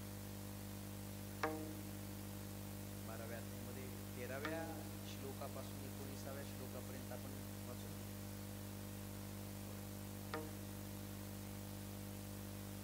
अनपेक्ष शुचिरदक्ष उदासीनो गतगती सर्व आरंभ परित्यागी यो मद्भक्त समेत प्रिया. हे सगळे सगळे सगळे श्लोक वाचून मैत्र करुणये वच सगळं सगळं वाचून. करुणा असते, दया असते. जशी लेकराबद्दल आईलाच कळवळा येतो, जगातल्या सगळ्या गांजलेल्या लोकांबद्दल अशा संत महात्म्यांनाच कळवळा येतो.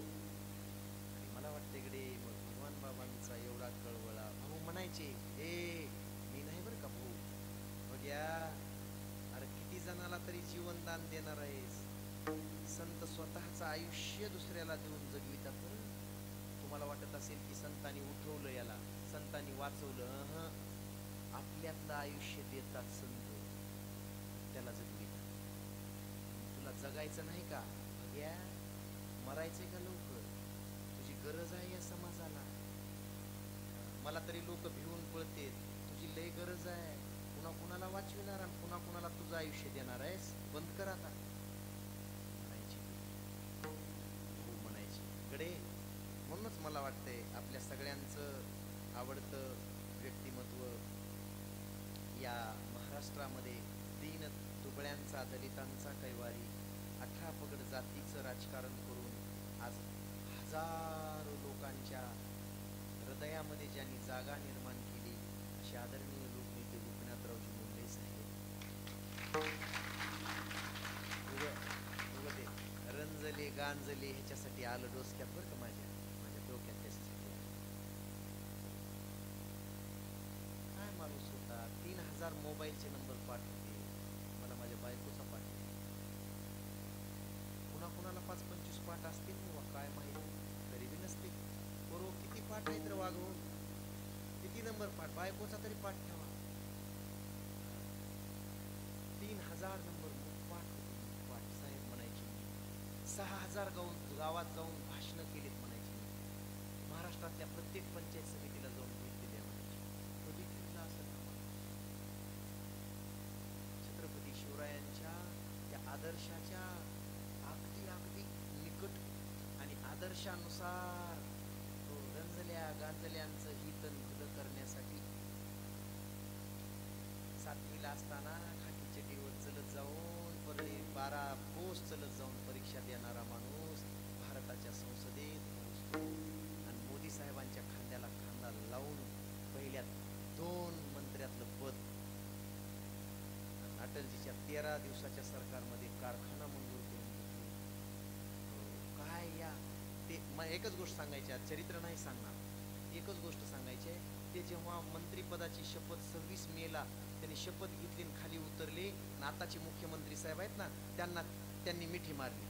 दोघांनी एकमेकाला मिठी मारली. तेव्हा त्यांनी आता सांगितलंय की एवढा मोठा माणूस होता महाराष्ट्रातला हा, की दीन दलित गोरगरीब शेतकरी कष्टकऱ्यांचा साठी एवढा मी माणूस बघितला नाही. मी ते म्हणले खोटं बोलत नाही, नेते भरपूर आहेत, पण कळवळा असणारा, रंजल्या गांजल्यांचा आणि गोरगरिबांचा अंतकरणात कळवळा असणारा, ज्यांचा कोणी वाली नाही, ज्यांचा कोणी वाणी नाही, त्यांचा आवाज होऊन आयुष्य जगणारा. कारण माझ्या कानात साहेब म्हणले होते, मी 25,000 कोटीचं खातं मला मिळालंय, 4 खाते मिळालंय. महाराष्ट्राचा चेहरा मोहरा आपल्याला बदलायचा आहे. आताच्या मुख्यमंत्री देवेंद्र, महाराष्ट्रानं मी असेपर्यंत आणि मी गेल्यास सुद्धा माझी आठवण काढलीच पाहिजे असा महाराष्ट्र मला तयार करायचा आहे बोलले आणि 7 दिवसामध्ये गेले. महाराष्ट्राचं दुर्भाग्य ते म्हणाले, महाराष्ट्राचं दुर्भाग्य. असा माणूस उगं 10 वर्ष तरी इथं पाहिजे होता. प्रत्येकाला गरज होती, प्रत्येकाला वाटत होतं मीच केंद्रात मंत्री झालोय. ह्या विचारा गोरगरीब जातीतल्या सगळ्या जातीतल्या लोकांना. एक गोष्ट सांगू, आता काही राजकारण करायला लोक, काय कामाचं नाही तसलं राजकारण. अरे ज्या साहेबांना निवडून दिलं 5 वेळा, माझ्या जिल्ह्यातला मतदारसंघ होता रेणापूर मतदारसंघ, आणि तिथं 60% मतदान मराठा समाजाचं. काय घेऊन बसलाय? मोठा होत नसतो माणूस, जातीवर गेलेला माणूस कधी मोठा होत नाही. सगळ्या जातीतले लोक माग होते महाराज साहेबांच्या, आणि सगळ्या जातीतले लोक रडत होते. भरपूर इतिहास, भरपूर चरित्र आहे माझ्याजवळ. कधी प्रसंगाला तर सांगेन, तुमचा वेळ घेतलाय मी, पण ऐका. बहिणीसाठी म्हणायचे की 10च्या नंतर कोणी मुंबईच्या चौपाटीवर फिरू शकत नाही. मी आता उपमुख्यमंत्री झालोय, मी गृहमंत्री झालोय, मी आजच्या आज कायदा करतोय की रात्री 12-1 वाजता सुद्धा माझी एखादी बहीण, एखादी मुलगी रात्री 12 वाजता सुद्धा येऊन, या लोकल ट्रेन न येऊन जू चौपाटीला, त्या मुंबईच्या चौपाटीवर येऊन वडापाव खाऊन गेली पाहिजे. हे अधिकाऱ्यांनो, तुम्हाला कशाला संरक्षण पाहिजे? IPS IAS अधिकाऱ्यांनो, तुम्हाला सांभाळायला पोलीस कशाला लागतात? अरे लोक मरतायत आणि तुम्ही संरक्षणात फिरताय. गुन्हेगारांची जागा तुमच्या मांडीला मांडी लावून बसण्याची नाही. पुरे झालं आता ते मागचं, इथून पुढे मी होऊ देणार नाही, याद राखा. बघा लोकांसाठी काय तळमळ होती.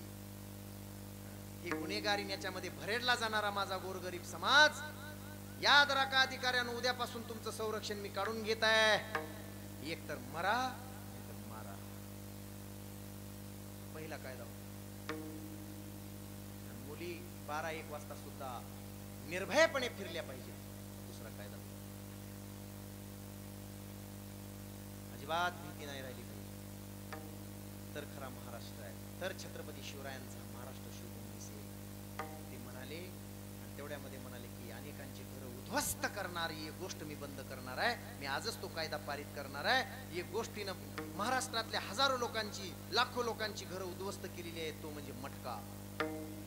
मुंबई मटका आणि त्याचा मालक होता रतन खत्री. ही गोष्ट रतन खत्री पर्यंत गेली की रतन खत्रीनं लागलीच सांगितलं, महाराज लागलीच, मला अटक करणारा आणि मटका बंद करणारा जन्माला यायचा आहे. अजून कोणी जन्माला नाही, कुणाच्या बापाची मजाल नाही मटका बंद करून सांगू. रतन खत्रीला बेड्या घालून 8 दिवसामध्ये हे बोलल्यानंतर 8व्या दिवशी बेड्या घालून मुंबईत फिरवीत आणून जेलमध्ये टाकलं आणि 80% मटका 7व्याच दिवशी बंद केला. 20% मटका बंद होण्यासाठी तुमची सगळ्या लोकांचं सहकार्य अपेक्षित आहे. भाषण वाचा मागची काढून. 65 वर्षाच्या म्हातारीला देवधर्म करता येण्यासाठी पहिल्यांदा पुन्हा जर अर्ध तिकीट केलं होतं तर आदरणीय लोकनेते गोपीनाथराव मुंडे साहेबांनी केलं होतं. वारकऱ्यांनी वाऱ्या कराव्यात, अर्ध्या तिकिटामध्ये वाऱ्या कराव्यात, तिथून सुरुवात झाली आहे. मग आता ह्या लाडक्या बहिणीला फुकट झाले. कुणाला चढू देईनात. एका दिवशी गाडी बिघडली, मी बस स्टँडवर लातूरच्या माईच्या आणि एका बी बाईनं चढू दिलं नाही. एक महाराज दिसायला गळ्यात माळ आहे, सरक माग, सगळी गाडी अजिबात शिरू देणार तुम्ही कुणाला. माय तसं करू नका. बसू द्या एखाद्या वारकऱ्याला, तिथं जाऊ द्या की जरा. असं आहे तुमच्यासाठी, तुमचं राज्य आहे. काय बोलू तुम्हाला. मृदू सभाय नवनीत तैसे सज्जनांचे चित्त. स्वर द्या, स्वर द्या. ज्यासी अपंगिता नाही त्यासी धरी जोर दई. ज्याला कोणी नाही, ज्यांचा कोणी वाली नाही, वाणी नाही बोललो मी, त्यांना हृदयाशी धरतात. किती धरतात. दया करणे जे पुत्रासी तेची दासानी दासी. तुका म्हणे सांगू किती त्याची भगवंताच्या मूर्ती. जे का रंजले गाजले त्यासी म्हणे जो तोची साधू ओळखावा देव तेथेची जाणावा.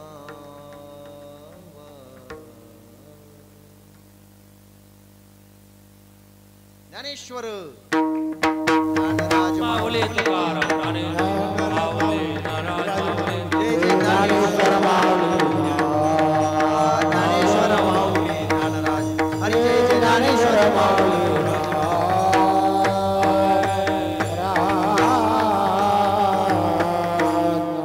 म्हणे सांगू किती आणि त्याची भगवंताच्या मूर्ती.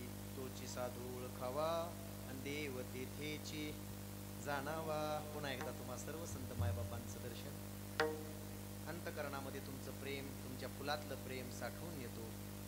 तुमचा प्रेमाचा हात सुगंध असा दरवळत राहो वारकरी संप्रदायामध्ये. ही सदिच्छा श्री संत वामन भाऊंच्या, श्री संत भगवान बाबांच्या चरणाप्रती करतो. तुम्हा सगळ्यांना उदंड आयुष्य मिळावं. हे 3रं तपपूर्ती आहे. 4थं तपपूर्ती, 5वी तपपूर्ती, 6वी तपपूर्ती, 7वी, 8वी, 9वी, 10वी तपपूर्ती तुमच्याच हातानं व्हावी. तुम्ही ती तपपूर्ती पाहण्यासाठी उपस्थित असावेत. तुमच्या सप्ताहाचा सुवर्ण महोत्सव तुम्ही बघावा. तुमच्या सप्ताहाचा अमृत महोत्सव तुम्ही बघावा. तुमच्या सप्ताहाचा 100वा हिरक महोत्सव तुम्ही बघावा. ही भगवान बाबांच्या चरणावर प्रार्थना करतो. अगदी एकमतानं हातात हात घालून राहा. आनंदानं परमार्थ करा. तुम्हाला काही कमी पडणार नाही आणि चांगलं आयुष्य लाभेल. ही सदिच्छा व्यक्त करून वाणीला विश्रांती देतो. पुन्हा एकदा आमचे विष्णुपंतांनी ही आजची सेवा माझ्याकडे दिली, त्यांचं यजमानपद स्वीकारलं. आज ज्याच्या पंगती होत्या त्या पंगती धारकांना, अन्नदान करणाऱ्या माणसांनाही कोटी कोटी धन्यवाद. आमचे बंधू, आमचे सावकार भाऊ, त्यांनाही कोटी कोटी धन्यवाद. आणि तुम्हा सगळ्यांना धन्यवाद देऊन पुढील कार्यक्रमाच्या शुभेच्छा देऊन याच ठिकाणी थांबतो. विठ्ठल